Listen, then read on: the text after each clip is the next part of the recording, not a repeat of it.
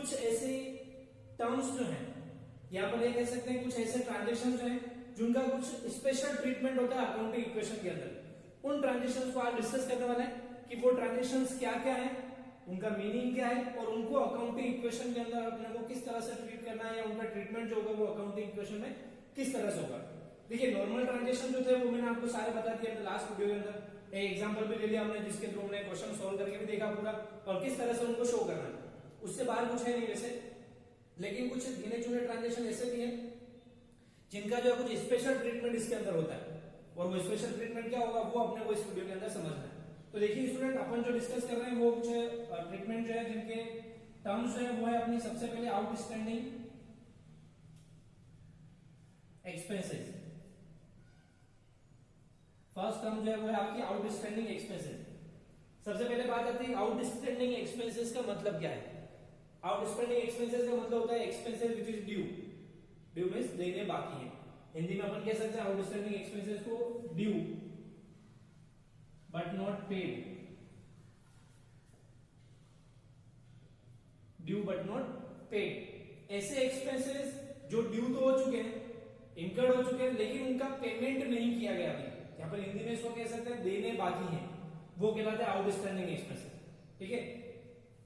दूसरा डेफिनेशन क्या जिसकी ये भी हो सकती है, the expenses which relates with the current year but not yet paid. Those expenses which relates with the current year but not paid yet. वो एक्सपेंसेस जो करंट ईयर से रिलेटेड है लेकिन उनका पेमेंट अभी तक नहीं किया है वो कहलाते हैं आउटस्टैंडिंग एक्सपेंसेस। तो आउटस्टैंडिंग एक्सपेंसेस जो होते हैं वो फर्म के लिए होती है लाइबिलिटीज। क्या होती है फर्म के लिए, बिजनेस के लिए? ये लाइबिलिटीज होती है क्योंकि अभी इनका पेमेंट हमें करना बाकी है, पेमेंट देना बाकी है, इसलिए लाइबिलिटीज है। तो अब इसका ट्रीटमेंट किस तरह से होगा? तो देखिए लाइबिलिटीज है तो लाइबिलिटीज जैसा हम वहां पर शो करते हैं लाइबिलिटीज, तो हम क्या करेंगे जब भी आउटस्टैंडिंग एक्सपेंसेस से रिलेटेड एडजस्टमेंट आएगा तो उसको हम लाइबिलिटीज साइड के अंदर एक नया नाम यहां पर ऐड कर देंगे। जब अकाउंटिंग इक्वेशन शो करेंगे तो उसमें लाइबिलिटीज के अंदर एक न्यू नेम जो होगा वो ऐड कर देंगे हम आउटस्टैंडिंग एक्सपेंसेस और उसके अंदर हम इसको क्या कर देंगे प्लस कर देंगे। जितना भी अमाउंट होगा ट्रांजेक्शन में उस अमाउंट को हम लाइबिलिटीज के अंदर यहां पर प्लस करके लिख देंगे। एक ट्रीटमेंट तो यहां हो गया। दूसरा ट्रीटमेंट क्या होगा मैं बाद में बताऊंगा, उससे पहले कुछ और ट्रांजेक्शन है वो देख लेते हैं। सेकंड इसी से रिलेटेड नेक्स्ट ट्रांजेक्शन जो है वो है हमारा प्रीपेड एक्सपेंसेस। क्या है? Prepaid expenses. जैसा कि नाम से ही पता चला प्रीपेड यानी पेड इन एडवांस। प्रीपेड का मतलब क्या होगा? Paid in advance. वो एक्सपेंसेस जो नेक्स्ट ईयर से रिलेटेड है, नेक्स्ट ईयर मतलब आने वाले साल से रिलेटेड है। Those expenses which relates with the next year but paid in this year और पेड इन एडवांस। कि वो एक्सपेंसेस जो आने वाले ईयर से रिलेटेड है लेकिन उनका पेमेंट इसी ईयर के अंदर कर दिया है वो कहलाते हैं prepaid expenses, paid in advance. तो अगर हमने एडवांस में पे कर दिया है तो अब सामने वाली पार्टी से अपन मांगते हैं पैसे, इसलिए ये बिजनेस के लिए क्या होती है? असेट्स होती है। क्या होती है बिजनेस के लिए? ये असेट्स होती है। और अगर असेट्स है तो इसका ट्रीटमेंट क्या होगा? असेट साइड के अंदर हम एक नया नाम ऐड कर देंगे यहां पर प्रीपेड एक्सपेंसेस और उसके अंदर ऐड कर देंगे जितना भी अमाउंट होगा वो। तो क्या होगा? ये असेट साइड के अंदर न्यू नेम ऐड हो जाएगा और उसी के अंदर अमाउंट शो कर देंगे। आया समझ में ट्रीटमेंट? तो एक्सपेंसेस से रिलेटेड ये दो एडजस्टमेंट है, outstanding expenses and prepaid expenses. Outstanding expenses means the expenses which is due but not paid. It's a liability for the business, so the amount will be added in the liability side as a outstanding expenses. The second is prepaid expenses. Prepaid expenses means the expenses which is paid in advance. It's a assets for the business, so it will be shown in the asset side as a prepaid expenses and amount added in this amount. ये दोनों हो गए expenses से related adjustment. Next जो third adjustment है हमारा वो है एक्रूड इनकम। क्या है next? Accrued income. Accrued income का मतलब होता है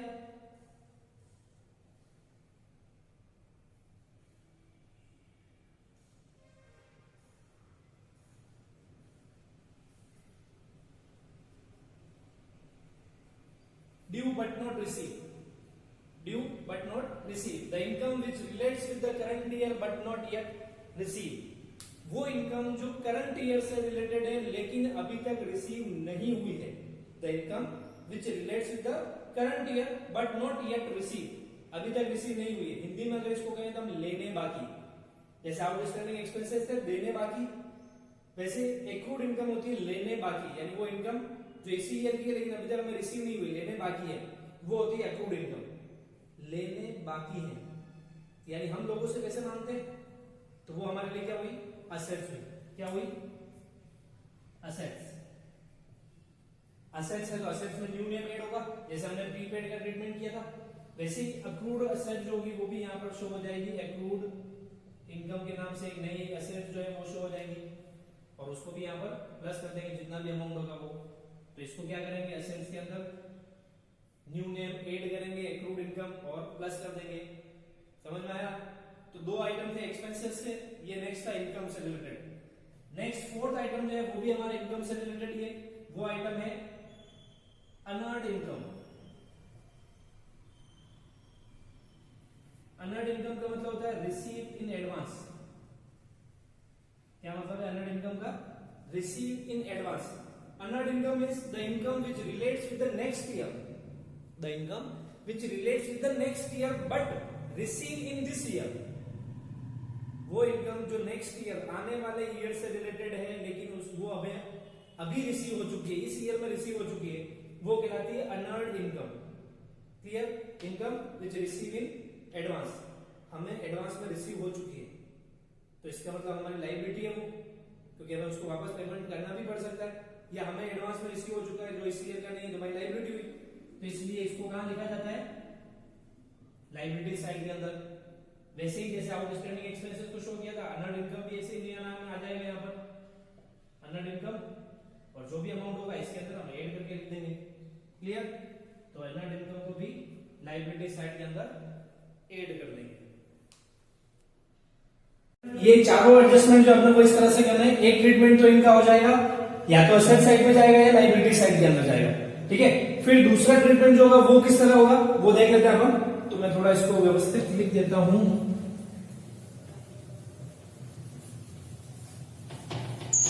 जैसे फर्स्ट जो हमारा ट्रीटमेंट था वो था हमारा आउटस्टैंडिंग एक्सपेंसेस।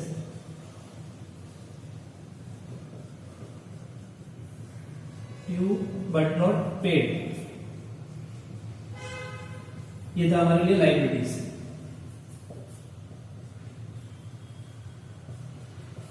तो स्टूडेंट एक ट्रीटमेंट कहां होगा, जैसे अगर आउटस्टैंडिंग एक्सपेंसेस से रिलेटेड ट्रीटमेंट रहता तो एक ट्रीटमेंट तो आपको करना है लायबिलिटीज के साइड, न्यू नेम ऐड करना है, उसके अंदर अमाउंट ऐड हो जाएगा। प्रीपेड एक्सपेंसेस अगर ट्रीटमेंट आता है तो एसेट साइड के अंदर लिखना आपको प्रीपेड एक्सपेंसेस, यहां अमाउंट ऐड करना है। थर्ड एक्रूड इनकम, तो एक्रूड इनकम जो है वो हमारी एसेट्स है, असेट साइड के अंदर ये एक्रूड इनकम लिखा और अमाउंट ऐड कर देंगे। और अगर अनअर्न्ड इनकम है तो अनअर्न्ड इनकम लायबिलिटी साइड के अंदर अमाउंट ऐड कर देंगे। तो एक ट्रीटमेंट तो इनका यहां पर हो जाएगा कि एक न्यू नेम ऐड होगा आइदर ऑन असेट साइड और लायबिलिटी साइड, तो दोनों साइड में से जहां पर भी आना है इसके अकॉर्डिंग वो जहां चला जाएगा और अमाउंट ऐड हो जाएगा। अब मेन बात आती है इसका दूसरा ट्रीटमेंट जो होगा या दूसरा जो एडजस्टमेंट होगा वो कहां पर होगा। अब आप इन चारों एडजस्टमेंट में से देखिए, चारों जो टर्म्स है इनमें देखिए, दो टर्म्स ऐसी हैं जिनमें कैश अफेक्ट हो रहा है और दो टर्म्स ऐसी हैं जिनके अंदर कोई कैश अफेक्ट नहीं हो रहा है। क्या? इन चारों में से दो टर्म ऐसी हैं जिनके अंदर कैश अफेक्ट हो रहा है और दो टर्म ऐसी हैं जिसमें कैश अफेक्ट नहीं हो रहा है।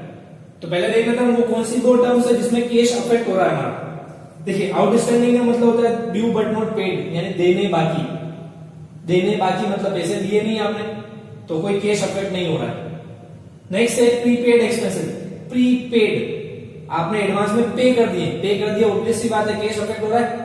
तो एक ये ट्रांजेक्शन है जिसके अंदर कैश अफेक्ट हो रहा है। दूसरा नेक्स्ट है एक्रूड इनकम। एक्रूड मतलब लेने बाकी, ड्यू बट नॉट रिसीव नहीं हुआ, कैश अफेक्ट नहीं हुआ। लास्ट है unearned income, receive in advance cash आ रहा है तो इसमें कैश अफेक्ट हो रहा है। तो देखिए स्टूडेंट, दो ट्रांजेक्शन जिनमें कैश अफेक्ट हो रहा है वो कौन कौन से, एक तो है हमारा प्रीपेड एक्सपेंसेस और दूसरा है अनअर्न्ड इनकम। ये दो ट्रांजेक्शन जो बचे हुए हैं यानी कि आउटस्टैंडिंग और एक्रूड, इनमें कोई कैश अफेक्ट नहीं हो रहा है क्योंकि ये दोनों ट्रांजेक्शन ड्यू वाले हैं, लेने बाकी देने बाकी वाले हैं, तो उनमें कोई कैश अफेक्ट नहीं हो रहा है। तो अब इनका ट्रीटमेंट क्या होगा, जो पहले कैश वाले हैं उनका देख लेते हैं। तो देखिए pre paid, paid in advance, यानी आपने पे कर दिए तो कैश क्या हो रहा है, कम हो रहा है। तो आप क्या करोगे, इसका दूसरा ट्रीटमेंट जो होगा वो कैश में से आपको इसको माइनस करना है।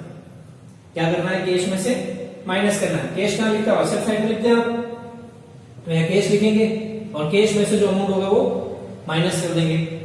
तो प्रीपेड एक्सपेंसेस का ट्रीटमेंट कहां कहां पर होगा, एक तो प्रीपेड एक्सपेंसेस जो है आप यहाँ पर असेट साइड में न्यू नेम ऐड करके उसमें अमाउंट ऐड करोगे और दूसरा उसको कैश में से लेस करोगे। तो दो जगह ट्रीटमेंट हो गया, यहाँ पर ऐड और कैश में से लेस हो जाएगा।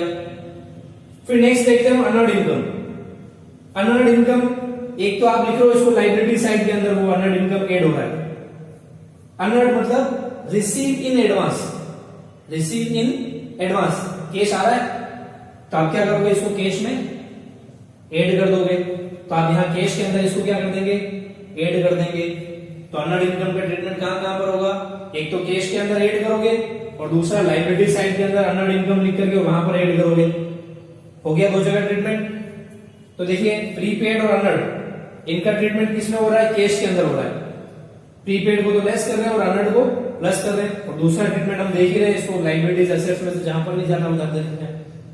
कंप्लीट है दोनों। अब बच गए दो हमारे पास, आउटस्टैंडिंग और एक्रूड। तो अब ये जो दोनों बचे हुए हैं इनका जो सेकंड ट्रीटमेंट होगा वो होगा कैपिटल के अंदर। कहां पर होगा, कैपिटल के अंदर। ये भी कैपिटल में जाएगा और ये भी कैपिटल में जाएगा। Accrued sorry outstanding and accrued दोनों। आउटस्टैंडिंग क्या है, एक्सपेंसेस है और एक्सपेंसेस को कैपिटल में से क्या करते हैं, माइनस करते हैं। एक्रूड क्या है, इनकम, इनकम को क्या करते हैं, कैपिटल में प्लस करते हैं। तो इस तरह से इन दोनों का ट्रीटमेंट भी हो जाएगा। तो क्या करोगे आप, आउटस्टैंडिंग एक्सपेंसेस लाइबिलिटी साइड में लिख दिया आपने, एक तो यहां पर ऐड कर दोगे और दूसरा कैपिटल में से इसको माइनस करोगे, यानी यहां पर कैपिटल में से माइनस कर देंगे जो भी अमाउंट होगा हमारा वो। ठीक है। नेक्स्ट है एक्रूड। एक्रूड को क्या करना है, एसेट्स में लिख रहे हैं, एक तो हम यहाँ पर एक्रूड इनकम और दूसरा कैपिटल में इसको प्लस करना है। तो एक तो यहाँ पर प्लस हो रहा है और एक कैपिटल में प्लस हो जाएगा जो भी अमाउंट होगा आपका वो। तो इस तरह से इन दोनों का ट्रीटमेंट भी हो जाएगा। तो स्टूडेंट ये चार टर्म्स जो थी, आउटस्टैंडिंग, एक्रूड, अनअर्न्ड, प्रीपेड, ये चारों टर्म्स हमने समझ ली इनका ट्रीटमेंट हमारे को किस तरह से करना है और कहां कहां पर इनका ट्रीटमेंट होगा। सिंपल सा इजी सा तरीका है, कोई टेंशन लेने जैसी जरूरत नहीं है। प्रीपेड और अनअर्न्ड दो ऐसे आइटम है जो कैश को अफेक्ट करते हैं, तो इस दोनों का ट्रीटमेंट कैश में होगा और जो अफेक्ट नहीं कर रहे हैं उन दोनों का एडजस्टमेंट होगा वो कैपिटल में हो जाएगा। बाकी एसेट्स हैं, लाइबिलिटीज, उसके अकॉर्डिंग अपन एसेट्स लाइबिलिटीज इनको लिख लेंगे। क्लियर। चलिए चार ट्रीटमेंट तो इनके हो गए। नेक्स्ट जो टर्म्स है वो है हमारी इंटरेस्ट ऑन कैपिटल।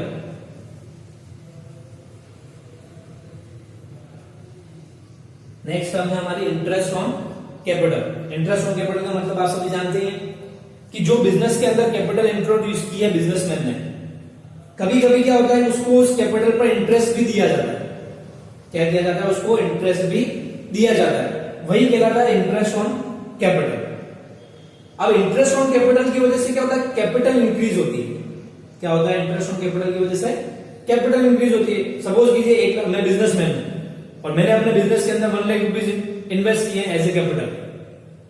उस 1 लाख पर मुझे 10% की रेट से सपोज इंटरेस्ट मिल रहा है, तो अब मुझे टोटल अमाउंट कितना वापस रिटर्न करेगा बिजनेस, 1 लाख प्लस 1 लाख का 10% यानी 10,000 रुपीज इंटरेस्ट। तो मुझे टोटल कितना मिलेगा बिजनेस से वापस, 1,10,000 रुपीज।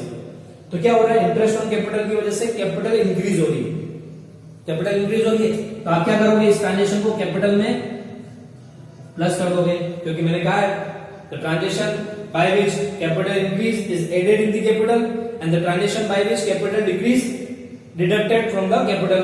तो जिन ट्रांजेक्शन की वजह से कैपिटल बढ़ती है उनको कैपिटल में प्लस करते हैं, तो प्लस कर देंगे कैपिटल में। एक ट्रीटमेंट तो ये हो गया। दूसरा ट्रीटमेंट इंटरेस्ट ऑन कैपिटल जो है वो बिजनेस के लिए क्या है, इनकम या expenses. Interest on capital business के लिए क्या है, इनकम या एक्सपेंसेस। क्योंकि इंटरेस्ट ऑन कैपिटल बिजनेस जो है वो पे कर रहा है बिजनेसमैन को, तो बिजनेस के लिए क्या हुआ, वो एक्सपेंसेस हुआ। और एक्सपेंसेस का ट्रीटमेंट हम कहां करते हैं? कैपिटल में से माइनस करते हैं, कैपिटल में से माइनस करते हैं। तब देखिए इंटरेस्ट ऑन कैपिटल जो है ऐसा आइटम है जिसका ट्रीटमेंट दोनों बार कैपिटल में ही हो रहा है, यानी एक बार कैपिटल में प्लस हो रहा है और दूसरी बार कैपिटल में से माइनस हो रहा है। तो इंटरेस्ट ऑन कैपिटल अगर किसी ट्रांजेक्शन के अंदर आ जाता है तो उसका ट्रीटमेंट आपको यहीं पर करना है, एक बार प्लस करना है, एक बार माइनस कर देना है। दूसरा ट्रीटमेंट और कहीं पर भी इसका नहीं होगा। तो इंटरेस्ट ऑन कैपिटल का ट्रीटमेंट क्या होगा? कैपिटल में प्लस करेंगे एक बार और एक बार कैपिटल में से माइनस कर देंगे। क्यों करेंगे वो मैंने आपको अभी एक्सप्लेन कर दिया। सेम ऐसा का ऐसा ट्रीटमेंट नेक्स्ट और है हमारा, वो है इंटरेस्ट ऑन ड्रॉइंग। क्या है? Interest on drawings. जैसे इंटरेस्ट ऑन कैपिटल जो है वो फर्म जो होती है वो पे करती है बिजनेसमैन को। किसको? बिजनेस या फर्म जो है वो बिजनेसमैन को पे करती है, तो वो उसके लिए एक्सपेंसेस होता है। उसी तरह से इंटरेस्ट ऑन ड्रॉइंग मतलब बिजनेसमैन ने जो पैसा बिजनेस से विड्रॉल किया उस अमाउंट पर उसको इंटरेस्ट पे करना पड़ेगा। इसको? फर्म को। समझ में आ रहा है? बिजनेस से जो पैसा बिजनेसमैन ने विड्रॉल किया उस पर उसे एक फिक्स रेट से इंटरेस्ट देना पड़ेगा फर्म को। तो बिजनेस के लिए वो क्या हुई? इनकम हुई। तो इनकम को क्या करते हैं? कैपिटल में प्लस करते हैं। बिजनेस के लिए इनकम हुई इंटरेस्ट ऑन ड्रॉइंग, तो इसलिए कैपिटल में प्लस कर देंगे उसको। दूसरा, इंटरेस्ट ऑन ड्रॉइंग बिजनेसमैन पे करता है बिजनेस को। तो एक्चुअली होता क्या है, वो अलग से कोई अमाउंट पे नहीं करता है। वो कहता है भाई मेरा जितना कैपिटल का अमाउंट बिजनेस के अंदर है आप उसमें से डिडक्ट करके मेरे को पैसा वापस रिटर्न कर देना। तो सपोज कि जैसे मैंने पहले वाला एग्जांपल लिया था, 1 लाख रुपीज मैंने एज ए कैपिटल इंट्रोड्यूस किया, उस पर मुझे इंटरेस्ट मिला 10,000, तो मेरी कैपिटल कितनी होगी? 1,10,000। अब सपोज कीजिए मैंने बिजनेस से 50,000 रुपीज विड्रॉल भी कर लिए। ठीक है, बिजनेस से 50,000 विड्रॉल किए जो है मेरी ड्रॉइंग्स। उस 50,000 पर मुझे 5,000 रुपीज इंटरेस्ट देना है। सपोज मुझे उस 50,000 पर 5,000 रुपीज इंटरेस्ट देना है, तो अब क्या होगा? वो मैं इंटरेस्ट अलग से नहीं दूंगा। मैं क्या बोलूंगा? मेरी जो कैपिटल पड़ी हुई है बिजनेस के अंदर 1,10,000, उसमें से आप 5,000 रुपीज काट लीजिएगा। समझ में आया? तो उसकी वजह से मेरी कैपिटल क्या हो जाएगी? डिक्रीज हो जाएगी। मेरी कैपिटल डिक्रीज हो जाएगी, और कैपिटल डिक्रीज होती है तो क्या करते हैं? ट्रीटमेंट कैपिटल में से माइनस कर देते हैं। तो student, interest on capital and interest on drawing ये दोनों ऐसे ट्रीटमेंट्स हैं या ऐसे ट्रांजेक्शंस हैं जिनका ट्रीटमेंट दोनों बार कैपिटल में ही हो रहा है। एक बार प्लस हो रहा है और एक बार माइनस हो रहा है। तो आपको इसका ट्रीटमेंट भी सेम यही करना है, एक बार कैपिटल में प्लस करना है और एक बार कैपिटल में से माइनस करना है। तो स्टूडेंट, ये कुछ अलग से ट्रीटमेंट्स थे जो मैंने आपको बता दिए। अब आपको अकाउंटिंग इक्वेशन से रिलेटेड कोई भी क्वेश्चन करने में कोई दिक्कत नहीं आएगी, क्योंकि देखो नॉर्मल से जो ट्रीटमेंट्स थे वो मैंने पहले आपको बता दिया लास्ट वीडियो के अंदर, उससे रिलेटेड हमने एक एग्जांपल भी सोल्व कर लिया। ये कुछ नए ट्रीटमेंट जो थे वो मैंने आपको अभी एक्सप्लेन कर दिए कि इनका ट्रीटमेंट किस तरह से होगा, कहां पर अपने को शो करना है, क्या ऐड करना है, क्या लेस करना है। तो ये आपको देख लेना है, ये नोट कर लेना अच्छे से इनको। अब अपन जो नेक्स्ट वीडियो बनाएंगे या नेक्स्ट वीडियो में हम जब मिलेंगे तो मैं आपको एक ऐसा क्वेश्चन लेकर के आऊंगा जिसमें इनके ट्रीटमेंट्स भी होंगे, इसके अलावा कुछ इंपॉर्टेंट ट्रीटमेंट जो होंगे वो भी होंगे उसके अंदर। तो आप केवल एक क्वेश्चन और सोल्व करेंगे जिसमें ये सारी चीजें इंक्लूड हो जाएंगी, और वो वीडियो से आपका अकाउंटिंग इक्वेशन वाला जो टॉपिक है वो पूरा टॉपिक अच्छे से क्लियर हो जाएगा। ठीक है स्टूडेंट, तो अब नेक्स्ट वीडियो में मिलते हैं जिसमें हम एक क्वेश्चन लेकर के आ रहे हैं। इस क्वेश्चन के अंदर ये ट्रीटमेंट्स भी होंगे, इसके अलावा जो अदर ट्रांजेक्शंस है वो भी होंगे, और उससे हम एक बड़ा क्वेश्चन है वो सोल्व कर लेंगे। ठीक है, इसको नोट कर लीजिए एक बार।